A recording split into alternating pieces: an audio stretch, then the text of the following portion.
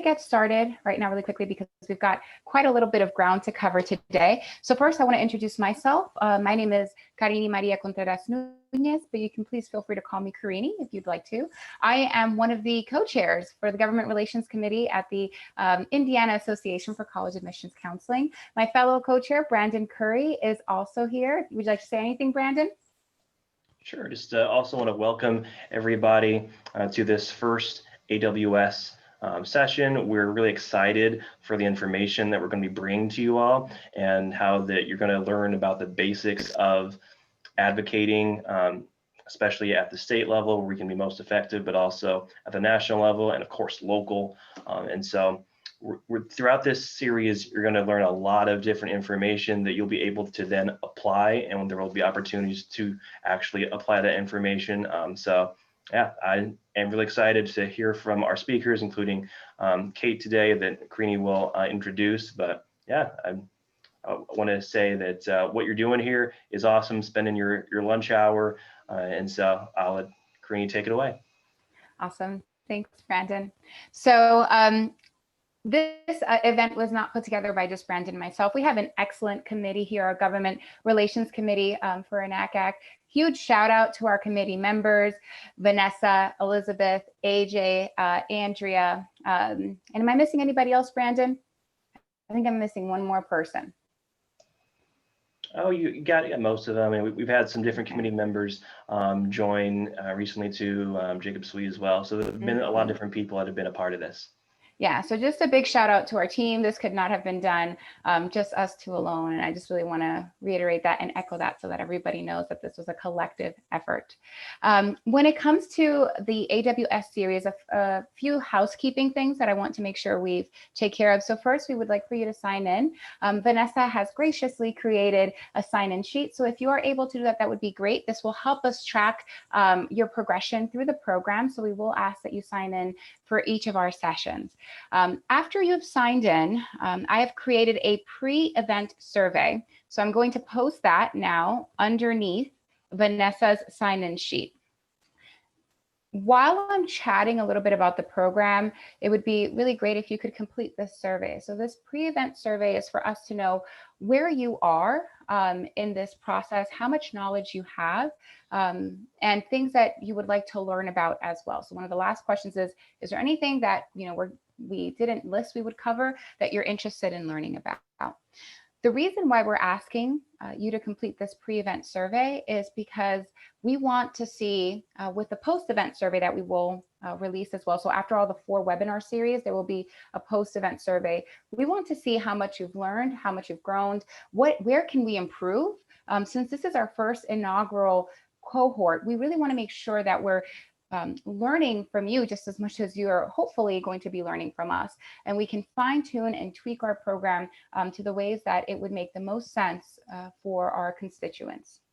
So if you can, while I'm chatting here, complete the sign-in sheet, and then also make sure that you complete the Qualtrics survey. This is a webinar series that's structured in 4 different parts. So this is the first part where we are building a foundation and an overview so you can understand the Indiana legislative system and also some key players within the system. Kate Kaufman here, who is currently at the University of Indianapolis and was the previous chair of this committee, will be our guest of honor today, and she will be guiding you through this session. After this session, the second session will be a discussion on the national values. So what are the NACAC values? What are we advocating for?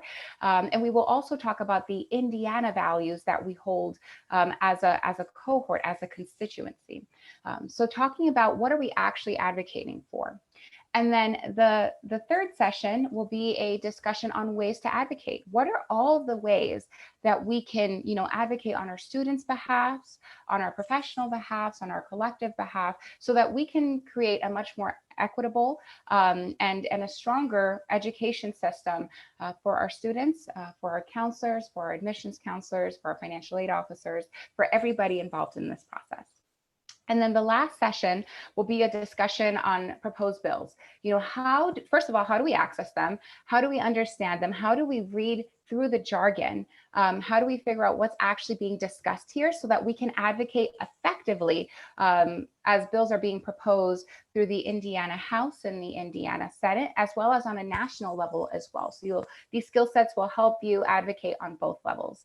And last but not least, the culmination of all of the learning that you've done is you will do at least one advocacy event or mail-in or phone-in, or you might attend an advocacy day with us on a local level, like we plan on having in February, or a virtual advocacy day on a national level that's held by NACAC in March. So if you've completed all of these different sessions, whether attending in person or virtually, and if you complete an advocacy experience, you will be able to receive a certificate from us. For counselors, this is especially important because these could be considered for professional growth points. So this could be something that you use to renew your licensure. And if you have any questions about that, you can feel free to contact Brandon or myself. We are more than happy to guide you through this process. At any rate, I have talked enough already. I will put the survey in the chat one more time. So if you're able to fill that out before we get started, please do so. It will help us grow and become better. But without further ado, I'd like to introduce Kate Kaufman, who will be leading our first advocacy webinar series session. Kate, please take it away. Great. Well, thanks, everybody. Let me pull up my screen here and just share my PowerPoint. Well, I really appreciate Greenie and Brandon having me.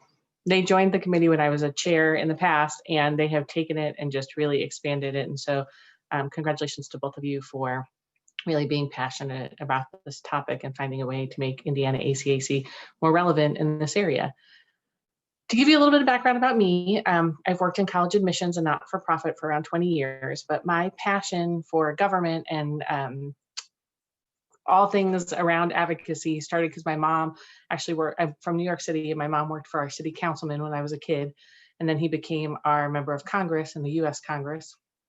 And then my brother has been very active and worked for President Obama. So I won't make this bipartisan by any way, but when I moved to Indiana and got involved in education, I just started to realize how much of an impact our government had here on my daily life as an educator and policy that was impacting our K-12 schools and our universities. And so it became important to me to continue that advocacy work and stay involved, even if I wasn't going to be an official, government type worker. So today I'm going to take you through, what are the government agencies responsible for education in our state? Because we have several, and again, these are my personal opinions, not University of Indianapolis's or not INACAC, but they're a little messy right now, truthfully. There's some change going on, and we'll talk about that. I'll talk a little bit about our state legislature structure, how bills become laws or don't become laws in Indiana, and then how you can kind of pay attention to the session calendar and the bill tracking. I'm not going to get into how to advocate today or what you should be doing personally, because that's going to come in future webinars. And if you have any questions, please just put them in the chat. We're going to monitor those and I'll answer them at the end. But if it's something really pressing, Andrew is paying attention and will interrupt me. So to get started, Indiana has several different agencies, and some of them are true agencies. If they start with the name department, then they're typically an agency. Others are called quasi-agencies, and they just have different powers and different budget structures. But primarily, the Commission for Higher Education is the one that's over the universities and colleges in the state. And so it helps create policy and implement that policy, and then kind of fund financial aid and other things that impact our higher ed institutions. If you work at an Indiana college, you probably have a government relations person on your staff who is interacting with the commission regularly, and your financial aid staff is certainly interacting with them. And then your counselors may be working with the 21st Century Scholars staff. And if you're in a high school, you're certainly working with the 21st Century Scholar staff, and they fall under the Commission on Higher Ed.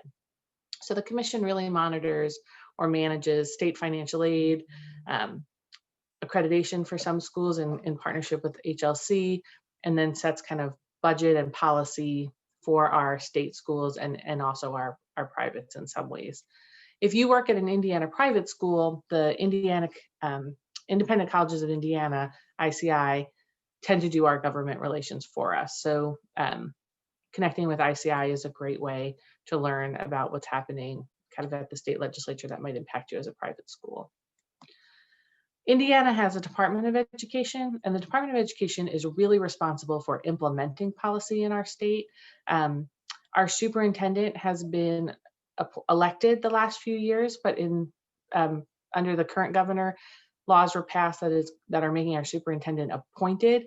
So once the election happens in November, the new governor, or if Holcomb is reelected, the current governor will appoint a superintendent. So that really changes a lot for us as a state. When you have an elected individual, they kind of have their own agenda, and they can tend to, and sometimes if they work well with the governor, that's great. But sometimes when they're elected and they don't work well with the governor, which we've had a lot recently, there's a lot of contention between the Department of Ed and the state. So an appointed person will be, probably putting forward the governor's agenda, which is definitely a different structure than we've had here historically. We also have a state board of education, and they're more the policy agency of our state. So the state board sets things like graduation requirements and curriculum, and is made up of members that represent both parties and are appointed by the governor. And then the Department of Ed has to then implement that policy for the state board. We have a Department of Workforce Development, which most people would not think of as a government agency, but in Indiana it is, because now the career and technical education falls under it. The Office of Work-Based Learning and Apprenticeships falls under it. And the governor's workforce cabinet is sort of aligned with it and under it in some ways, but that's where you'll find the Office of Career and Technical Education now. So for our K-12 partners and our CTE centers, all of that work kind of falls under DWD now. It used to be under the Department of Ed, but this last year it all shifted over. Also, if you have JAG in your high school, Jobs for America's Graduates, that's a DWD program. And DWD funds a lot of grants and things that can be used at Ivy Tech and at Vincennes.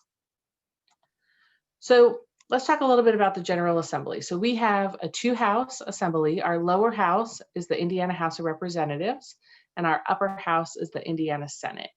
And our senators that are in the Senate serve 4-year terms, so they run for election every 4 years. And our representatives serve 2-year terms, so they serve every 2 years. They run for election every 2 years. Right now, the Republicans hold a majority in both houses, and it would be considered a supermajority. It's pretty hard to pass something if it is not supported by the Republicans right now in Indiana. So, and I would say that that's not going to change after this election, but again, my personal opinion and not necessarily that of Indiana ACAC. So how does a bill happen in our state?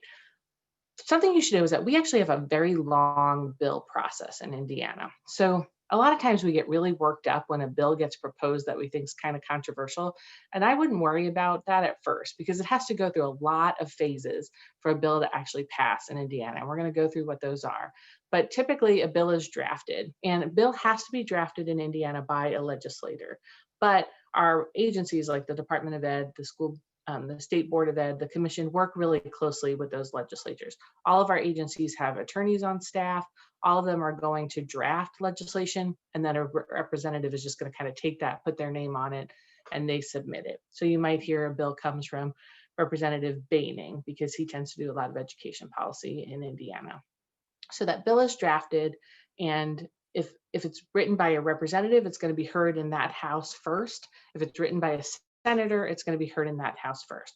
So the bill is drafted, and it's given the leader of that chamber of the legislature can decide two things. It can decide, are we giving it a first reading or no? And then the bill is automatically dead. So the person leading the House, the President Pro Tem, has a lot of power.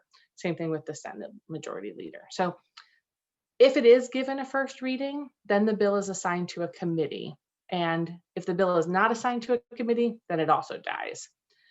The committee can then choose to give it a hearing, and that's when we might come in and testify. So for example, if they're deciding to make changes to the 21st Century Scholar Program, they would probably invite people to come speak from high schools, from financial aid offices on campus, from the Commission on Higher Ed, and all of those people will testify before the committee, the pros and cons of the 21st Century Scholar Program, what changes they're proposing in the legislation. And then at that point, the bill can be passed. It'll be given a second reading.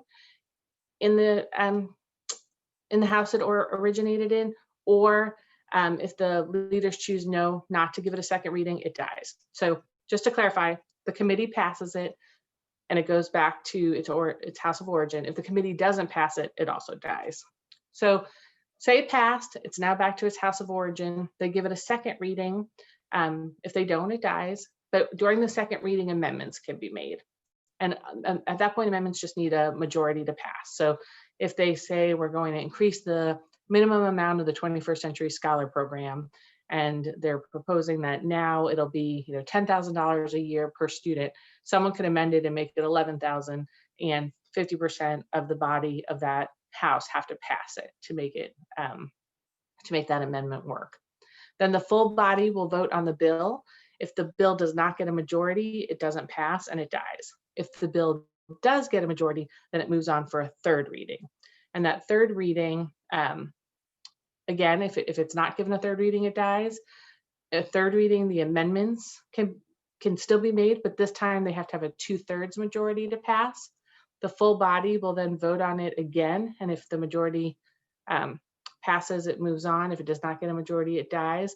And then at that point, it's sent to the other chamber. So if it's been a bill that's been in the House, it'll move to the Senate. And then the same thing happens over in the other chamber. So you've got its readings, you can die, you can be sent to committee. So it really does take a long time. And in Indiana, most bills tend to die in committee. They just either run out of time to get heard or to get the testifying done. So the people who lead the Senate and who lead the House are going to kind of prioritize what they're going to give committee hearings, and they're going to prioritize kind of what order those things get. So oftentimes, if you see that a bill is kind of still in committee and still hasn't been heard, it's probably not going to be able to move through the process in time. But if a bill is moving through these different houses and these different readings in a timely fashion, it'll make it to passing the legislature. The legislature often has hundreds of bills every session and maybe passes 20 to 30 of those bills. So if the bill in the other house does not pass, then what happens is it returns to the House. So if the bill does pass in the Senate, so say it was a House bill, goes to the Senate. If it does pass, it goes back to the House of origin. If no amendments were made, then it goes to the governor to sign. If the other house made amendments, then the House of origin can either take no action on the bill, like if they don't like the amendments, it dies. The House can choose not to approve the changes, and then it has to go back to committee and start the whole process over again. Or if they agree with the amendments, they can pass it and it'll go on and get signed by the governor. If they didn't like it, that middle part, that yellow, it's assigned to a different committee this time. It's assigned to something called conference committee. And what happens then is conference committee has 4 members, 2 from each of the houses and 2 from each party in that house. So you have 4 people, 2 will be Dems, 2 will be Republicans, 2 will be from the Senate, and 2 will be from the House or from the Assembly. If they agree, the bill, they'll fight out the amendments between the 4 of them, they'll fight it out. And once they come to an agreement, nothing else has to happen. It goes on to the governor and gets signed. If they can't agree, the bill dies. And most of the time in Indiana, the bill dies because of the 2-party kind of coming together.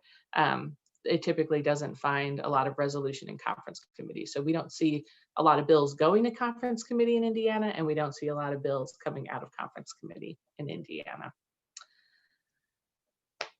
All of the bills and all of the session information is on the Indiana government website. So if you type in Indiana General Assembly, iga.in.gov, you will be taken to the General Assembly page. And you can track legislation there under the legislation tab.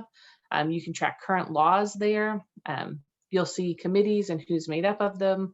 But on the right, you'll also see the session calendar. And right now it doesn't really have anything because we're not in session. Everything will start up in the new year when the legislators come back. And then it gets really busy in February, March, and session usually wraps up in April. It is a budget year, and we are in the midst of a pandemic. So we do anticipate a lot of budget-related bills and conversation, and probably not a lot of other action this year because the pandemic really is going to be the overarching issue. State revenue is way down with people out of work, and sales tax and things, just the things that bring revenue to the state aren't happening because of the pandemic. So that's going to have a really big impact on state budget. And there'll probably also be some COVID relief bills, possibly. I don't anticipate a lot of change to education right now, because the biggest change will be the appointment of a state superintendent after the election and the approval of that person. But I don't expect there to be a lot of K-12 legislation this assembly or this Senate. I think that they'll give the superintendent a chance to get into office and kind of put together their policy, and then we'll see that next year. So Indiana is on a 2-year budget cycle. So every other year, the state approves the budget. So typically on the off year is when we see more policy enacted. So typically the budget takes so much time that not a lot of policy decisions happen then. But then that off year is often when there's a lot of education that impacts K-12 schools and higher ed. If you do want to track bills, go to that same website that I was just showing, and just under legislation, you can usually see what's proposed. Unfortunately, right now I can't show it to you because there's no legislation proposed, but you'll click on it and it'll list all the bills. And if you know the bill number, you can put that right in and track it. If you don't, you can usually search on the topic. So if you think that there's going to be a bill about financial aid and you put that in, it'll usually let you search on key terms. And it's just it's an interesting site because you can kind of go through it any time and really look at what's happening in our state legislature and with the different committees. So on that note, I'm going to turn over for questions. I know I went through that very fast, so if you want me to go over anything again, please let me know. But primarily, the bills just have to make their way through the House and through committee, and then get voted on by our legislators. Let me pull up the chat to see what questions are in there. I have a couple of questions. Sure. And maybe that can get things kind of started and get things going. So I was going to ask you to talk a little bit more about the budget year because that's coming up, but you've already covered that. So that's great. Check. And I want you to, I would like if you could please go over those external players again and the roles that they play, just because I think it's really important for people to kind of recognize, oh, if I am really passionate about this particular kind of issue, who should I align myself with to get things moving and going, right? Okay. So the Commission on Higher Ed works with our universities in the state. So they are going to work directly with our legislatures on how much money should be allocated to Indiana's universities. They are going to set policy around the 21st Century Scholar Program and all the other financial aid programs like the Franco Bannon Grant, the Freedom of Choice Grant. The Freedom of Choice Grant is we actually have school choice at the higher ed level in Indiana. So if you go to a private college in Indiana, there's additional grants for that you can't get at a state school. A lot of people don't know that. But they set all the policy for that. They also set policy around dual credit. So classes that students take in high school that get college credit. You guys might have heard of something called the State Transfer General Education Corps. That's a series of 30 credits that students can take in high school and then are supposed to be accepted by our private colleges, our public colleges, and then some of our private colleges accept them as well. They set things like a few years ago, they passed a bill saying all the Indiana institutions had to accept AP tests at the level of a 3, the score 3, not just a 4 or a 5, which had been kind of historically what most of us were accepting. So really anything that kind of deals with college credit in Indiana lives with the Commission on Higher Education. The Department of Ed is over our K-12 schools. So anything related to curriculum, to accountability, assessments are all going to come from the Department of Education. They don't tend to pass a lot of legislation right now because we have a state board of education, but they tend to implement that policy and then they act as kind of the monitoring body to make sure that schools are doing, what they've been legislated to do. They also tend to be the pass-through for federal funds. So Free and reduced lunch funds come from the federal government through the Department of Ed and are allocated. All the CARES Act dollars and the gear money tended to come through the governor, but also Department of Ed. So they have a lot of direct control over kind of the day-to-day accountability of our K-12 schools. They have a ton of staff in a variety of areas. There's curriculum specialists, so there's people who work on STEM and math and reading. There's people who work in counseling. And so depending on kind of your area of in K-12 schools, there's probably someone at the Department of Ed that most aligns with your work and would be the best point of contact there. Michelle Clark is the counseling person currently. And I know Michelle has been doing a great job with outreach and newsletters and things. So you can often find what's going on through Michelle if you get her newsletter. She'll typically, when Amanda Callahan was in the position, she would typically list bills that impacted school counselors. So I assume Michelle will probably do the same thing. The State Board of Ed is more the policy body. So a few years ago when we were looking at, should we move to Common Core as a curriculum, like that kind of work is going to live in the State Board of Ed. They're going to do all the research on it. They're going to determine the curriculum, and then they're going to work with the legislative body to kind of draft those resolutions and have a legislator submit resolutions on their behalf. They have become stronger in recent years as the governor has kind of wanted an appointed state superintendent. So sometimes the Department of Ed and the State Board of Ed are not like aligned as closely as they should be to benefit all of us. And I would say right now it's a little rocky between the two, but it'll be interesting to see as we move to an appointed state superintendent, how those two align more closely and align with the governor's office and the governor's agenda. Department of Workforce Development, I mean, they're really charged with getting people to work in Indiana. So they're the agency that's over unemployment. They're the agency that's over a lot of workforce programs. But more and more, Indiana's policy is becoming, how do we make sure students are ready for the workforce or post-secondary, or post-secondary that leads to meaningful credentials and stackable credentials. So a lot of conversations that used to be very separate, like DWD wasn't in the higher ed space, are now coming together a lot more. And so every state has to have what's called a workforce innovation board, a workforce board. It's under the Federal Workforce Innovation Opportunities Act, or WIOA.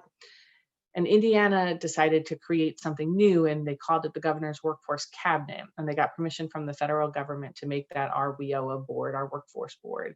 And then they put career and technical education, they pulled it out of DOE and they put it over there. So right now, all of Indiana's career and technical education is being revamped. So if you are a high school that offers IT classes or early childhood, all of those things are impacted by the Governor's Workforce Cabinet work, and they're calling it the Next Level Program of Study, and it'll be released this fall. So if you're in the K-12 space, you're hearing a lot about this because it's really changing everything. And most of the career and technical education will look very different. It will require students to have dual credit, and it will require that students end with some kind of certification that leads to employment or can be stacked, and then they can go on to an Ivy Tech or a Vincennes campus to continue into an associate's or a bachelor's if they want. So for most of us in traditional higher ed in the four-year space, we're not as impacted by Department of Workforce Development, but for those who are in the K-12 side or in our community college space, they work very, very closely with those two. A lot of funding comes from all these agencies. There's grants available to students through DWD, especially right now for out of work individuals who want to get additional training, and for adults who want to get additional training. But the majority of our state financial aid lives under the Commission on Higher Education. I would say if you personally want to advocate for any of these, the best place to start is probably your own government relations office and understanding kind of what your university or your college's policy is, and then kind of as an individual reaching out to contacts here and getting to know them. They're often at INACAC, they usually do sessions, and the 21st Century Scholar staff especially are people who want to work closely with us and get to know us. So Barbie Martin now kind of heads the high school side of that, and Jared Wilson heads the higher ed side of that.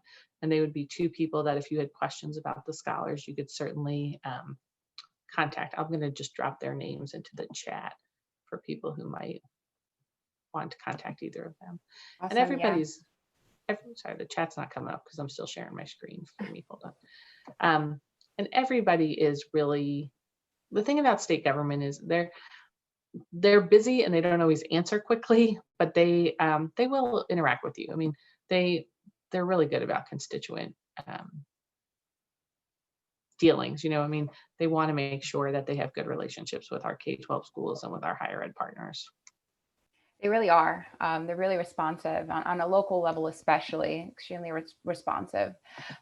Kate, there's a question by Aaron Miller on whether or not we'll be able to share the slides after the session. Sure. Would you be able to? Okay, Yeah. Great. Thank you. Yeah, I have to share them as a PowerPoint though. When I share it as Google Slides, it gets rid of all my charts. So. Okay, great. And then just for Aaron and for everybody else, I will also be sending the recording to everyone. So if you want to rewatch it, if you want to just double check the PowerPoint, you could definitely do that as well. Okay. And I think I spelled Barbie's name right, but if not, she's Barbara, so she might be on the website as Barbara.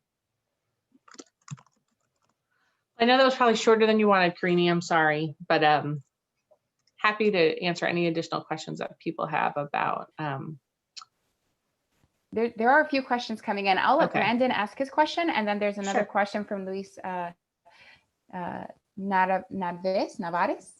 So, Okay. yeah.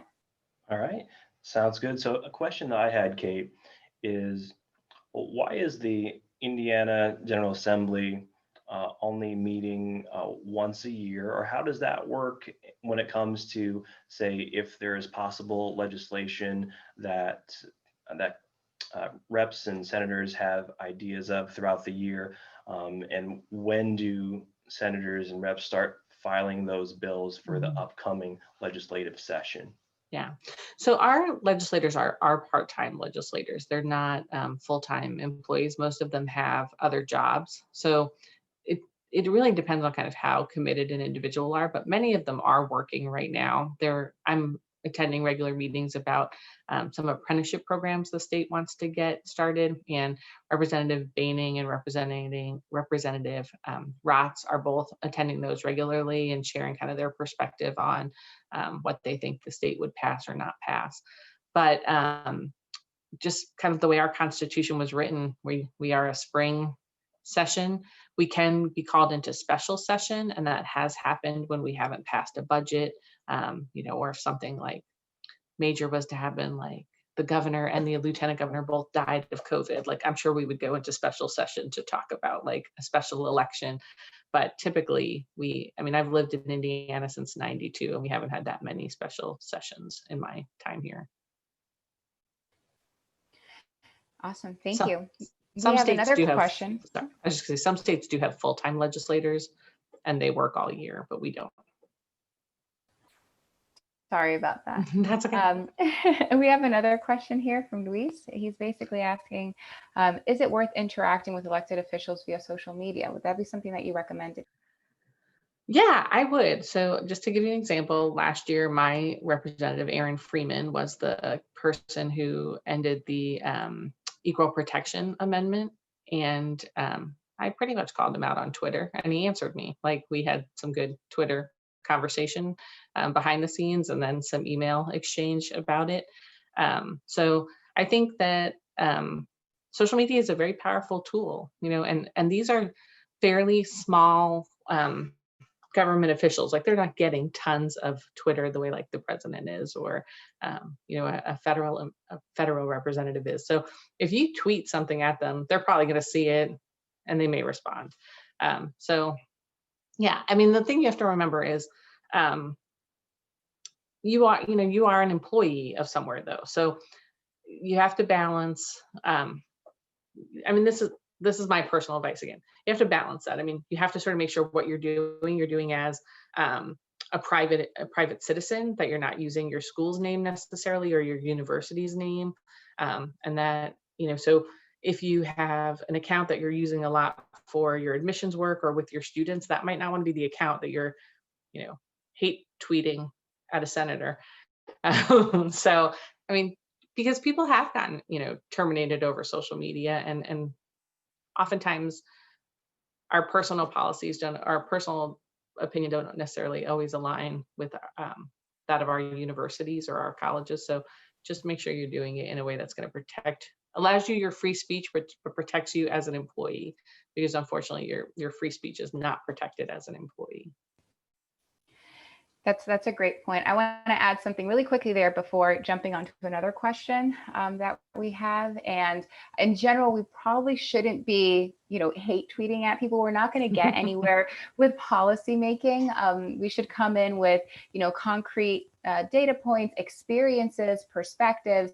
That's the only way that we're going to get somewhere, right? So I think it's just really important to kind of also think of this work as, these are people on the other side that I'm communicating with, and how do I get to express my point, my perspective, the data that I have amassed. How do I express that in a way that's professional and polite? I think that'll be something that we talk about later in the sessions as well. It can be especially challenging with people that you disagree with. Yes, Creedy is true. And it is better to approach someone before they have voted on the bill than just complain about it after. And having data is really going to be helpful. They often do not understand our work, but feel like they are experts in it. And that's really challenging. So someone has asked, if a bill dies, is there a way to find dead bills? Yes. So every bill will be listed still, even if it doesn't pass through. If a bill passes, it'll be listed on the website as enacted, and it'll become IC. So that I stands for enacted code, Indiana code, sorry. And it'll be signed by the governor. If it doesn't become Indiana code, then it will just say proposed legislation, and it'll have either an S for Senate or an A for Assembly. And you'll be able to kind of see where it is if it's in the committee and kind of what action was taken on it. And you usually can see amendments and things. The only way to revitalize a dead bill is the legislature. All frozen. Nope, you're there. Okay. The legislator who wrote the bill would have to rewrite a new bill, and it would have to have some fundamental difference from the original bill and be submitted, and then that process starts all over again. And people have tried to do that. So last year with the equal rights amendment that they were trying, or the equal, I'm forgetting what it was called, the legislation that basically protected everyone, including sexual orientation in our state, failed. And then people tried to rewrite it and submit it again in a different way that they thought would get through. But unfortunately, it was just so late in the process that it didn't even get a reading. So yes, I mean, bills die, but they try them over and over again. And bills come back every single year. Like we get a bill almost every year on adding like creation to school. But it doesn't go through, and then it comes back the next year. Yeah, thanks for that. Sorry, I was the one that asked that question. That's okay. I want to rephrase I have such limited experience. I think I got a B- in high school US history, so or government or econ. So not a lot of experience within that. But I guess one of my main questions is, what are written into these bills? Is it specifically focused on research? Because not that I'm an expert, but just in small research I've done with like peer-reviewed journals and research, like the data shows blank. Is that not enough to push these over? Like, is that never going to be enough? Or are these just filled with like, I guess I'm just curious on what the inside of a bill would look like and why it would not pass if the data shows this will improve X. Yeah, so they don't typically put the data into the bill. Like it'll just say something along the lines of, a bill can ask for research to be conducted, and that has happened. Like the legislators will say, we're going to fund a summer study on revamping K-12 math curriculum. And so that money will go to a research, and then coming out of that research will be new bills that draft kind of the curriculum that the schools should use. Or, I mean, schools get to choose their own textbook and curriculum, but the state standards. might change as a result of the bill. But typically the bills don't list the data. They'll just kind of list what the law should say. So, it might be a best practice to wear a seatbelt. The bill's not going to say that. It's just going to say we're now going to require seatbelts starting on such and such a date and this type of vehicle by driver, that way. So like we just had texting law change, but the bill doesn't reflect like the data on texting. It just says you can no longer have a cell phone in your hand. Got it. That makes sense. And I guess that goes back to how you were saying, like most of these people think they know our jobs and they're experts in it. And so that's the confusing part for me when I look at data like this. I was like, how is this not passed? How is this not an approved thing? Or how do they not realize that? Is that because the data is not in front of them, or just because, like you said, there's hundreds of bills and it happens once a year? I think Like both. Okay. So I think sometimes the data doesn't get to them, or they're hearing from a powerful voice that's not necessarily your voice. So for instance, the state chamber, it testifies on almost every education bill. And I always wonder why. Like, are they really truly education experts? Like, they come at this from a very business mindset. They want to see students prepared for work. That's not what we necessarily always want. Like, so I mean, yes, we do want students prepared for work. That didn't sound right. But we want to make sure, like, I believe in the liberal arts. I want students to be well-rounded as well. So what you can do is you can testify on any bill if it's open to the public and that interests you. And I don't want to get into like the advocacy webinar if people are going to talk about this, Karini, but when a bill goes to committee, that committee will typically have public comments, and you're only given like 90 seconds or something tiny, I forget, but you can add your name to the list and you can get on for public comment. You can do the same thing at your local school board. Like, you can go to school board meeting, and if you walk in the beginning of the school board meeting, there's going to be a sheet that says you want to sign up for public comment, and you have to do it up front or the school board won't let you speak. And the same thing with the state legislature. So you walk in, you get your name added, and then when they call people to speak, there's kind of just a line up at the mic, and you're there and you get your 30 seconds on the bill. You can send a letter with that data that you want to share. But I mean, oftentimes they just don't hear from us. So they're hearing from very powerful lobbies, textbook companies, and ACT and College Board, and people who want to sell assessment, but they're not hearing from the people who are doing the work every day with students. And they're not hearing from students in enough voice. So it's really important when your universities have their advocacy days, or ISCA does one, or INACC, that we go and that we try to bring students, because getting that in front of our legislators is important. So again, I don't want to step on the future webinar, but bills don't pass because someone has convinced a legislature it's not worth passing. And that oftentimes is not us. Kate, I think that was so well said, and I really appreciate it. And these are really great questions that you've brought to the forefront, AJ. Yeah, I mean, the reality is that a lot of our committees, like the NACAC Government Relations Committee, has historically not been very involved. And so a lot of decisions are made for us, for our constituents, on our behalf, and we've never been involved in that decision-making process. And we don't just have to sit here and accept these decisions that are made for us. We also have a voice. We can also advocate for ourselves and for our students. Are there any other questions, lingering questions, or thoughts, perspectives that anyone is interested in sharing as we're wrapping up? My last comment is use the time that legislatures aren't in session, because they're super busy and they're hearing from everyone then, and people are in the halls of the State House trying to catch them. When they're home in your territories and in their office, is a great time to talk to them. I mean, see if you can have coffee with your rep. Invite them to come to the college or the university or your high school. They're, yes, they're part-time, but most of their time is actually spent in their home territory. And that's where you can probably have your greatest impact. Once it's a bill, it becomes a madhouse to try to get their attention or get them to hear you.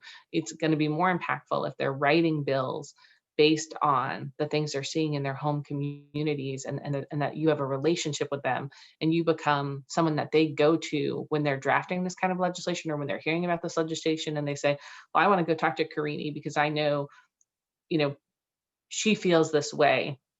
And I know for some of you, it's going to be hard at a state school, a large state school, because you have very powerful presidents and very powerful government relations staff. But if you have that personal relationship with the people that represent you, you'll be surprised that you even sometimes get quoted by them. They might not use your name, but they'll say, well, I spoke to someone who worked at our high school and they told me blah, blah, blah. And that's really powerful. And vote. That's exactly what I was just going to say. Perfect segue as we're working on our closing remarks. So first, I want to thank you. Thank you so much, Kate. Thanks, Kate, for coming here and speaking to us. I really appreciate it. It's always a pleasure chatting with you and talking to you. And I'm just really thankful that you're here for us and that you're able to guide us through this process as we're embarking on this journey together as a cohort. So thank you so much, Kate, for your time, for your dedication, for your years of experience, and your years of dedication to this committee and to our constituency. So thank you very much. Excuse me. All right, should be good. The next thing I want to say is if you were not able to complete the survey, I strongly recommend.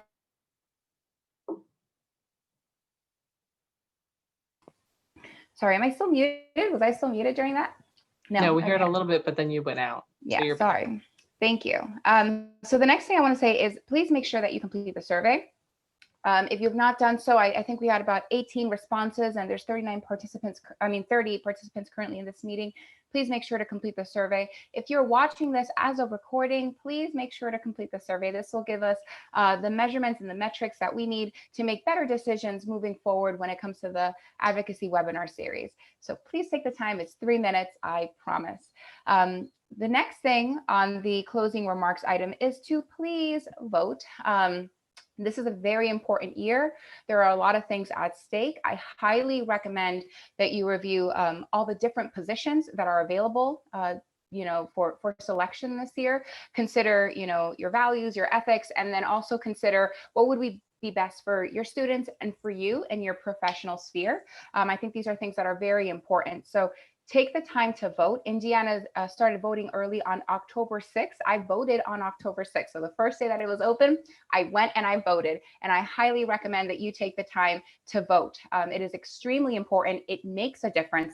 These people will be the ones that will be making a lot of decisions. And if you do not exercise your right to vote, you're really just giving your power and you're just saying, here, I'll let other people make choices for me.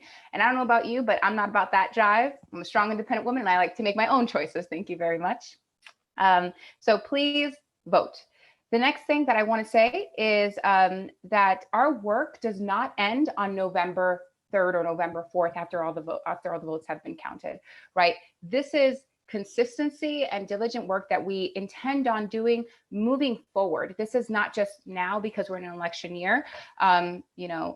Bills are proposed every single year. Our relationships with our legislators can be developed at any point in time, and we can have leverage as we are talking to our representatives as they're debating different matters that affect us as individuals, as constituents of NACAC, as educators, as counselors, as admissions counselors, etc.